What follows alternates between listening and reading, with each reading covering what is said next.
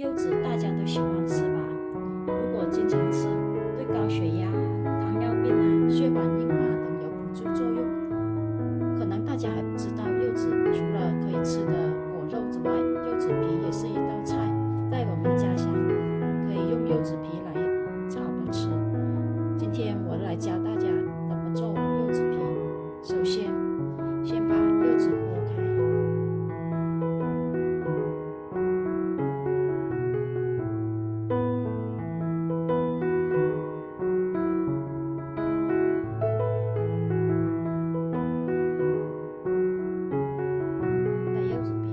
之后，我们就可以用火来烧这个外皮。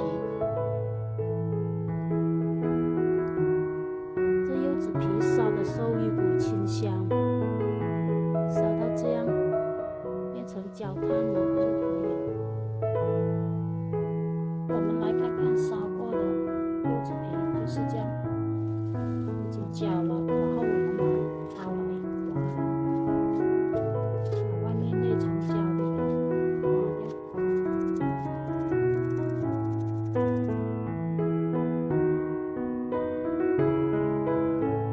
烧完清理过后是这样的，因为我烧得不均匀，这边没有烧得好，所以等下要把这个给去掉。这一块更加，这一块都还没有烧那个表皮硬，要烧到它表皮成焦了、硬了才行。这里还是软的，所以要切皮已经来不及，我们就要中间这一块肉就可以了。这个把它去掉，这个表皮就跟没烧过的一样。这个去掉，这个因为这个表皮是苦的，到时候我们要泡水泡几天，每天都放水，把那些泡出来的那些苦水给倒掉。这样的话，它就没有那么苦了。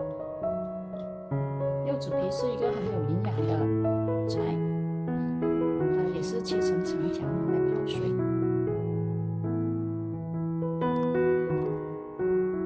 就放在室温下，给它泡几天就可以。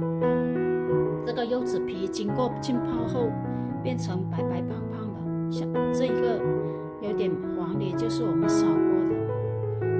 这种就是去掉外皮，没有经过烧过的。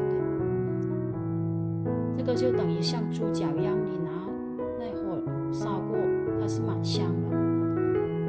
但是不管是烧过还是没烧过，就把它泡进水泡，每一天换水，直到那个水变成清澈，然后那个柚子皮变成白白胖胖的就可以了。接下来我们就可以炒柚子皮了。这里是3个蒜头，把它切成粒。